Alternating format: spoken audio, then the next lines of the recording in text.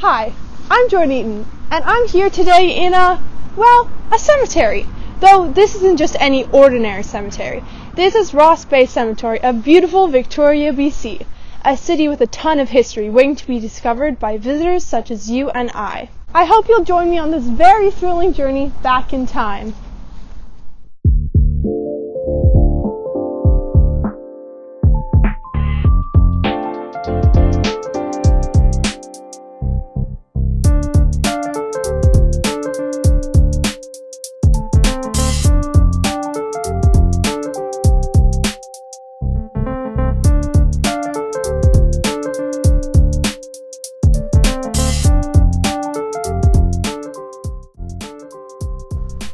In this very cemetery rest thousands of individuals who have helped shape our province of BC.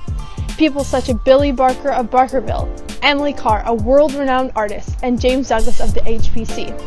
One individual that I'll be focusing on who has helped shape our law is Sir Matthew Baillie Begbie.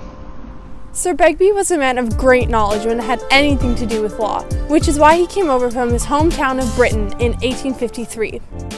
Even coming from my home of Vancouver to Vancouver Island on a ferry seems like a while, but imagine coming all the way from Britain, especially back then. That would have taken months. At least the scenery is beautiful on the way there, especially at 6 in the morning. He was soon to become the first Chief Justice of BC, but let's not get too far ahead of ourselves.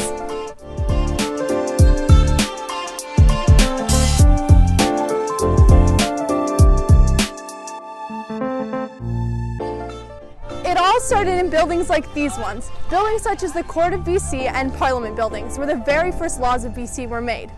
Matthew was a huge part of this process, since he was the one and only person in BC who had gone to schools like Cambridge to be a barrister or lawyer in court. Although he was a great politician, Begbie also had a very strong connection with the First Nations people, Chinese immigrants, and the mining communities throughout BC. He always seemed to take the side of the little man, bringing to perspective one of the very first ideas that the First Nations held land rights and that they are valuable individuals in our society.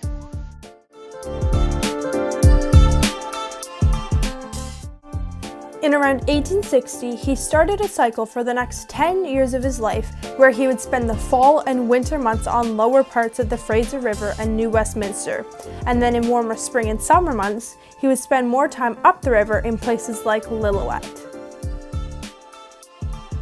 Life for Begbie carried on like this right up until the time he was pronounced Chief Justice of BC. He resided in Victoria permanently until the end of his days. On June 11, 1894, Sir Matthew Baillie Begbie passed away of stomach cancer. Begbie left a legacy of a great court system even we use and refer to today.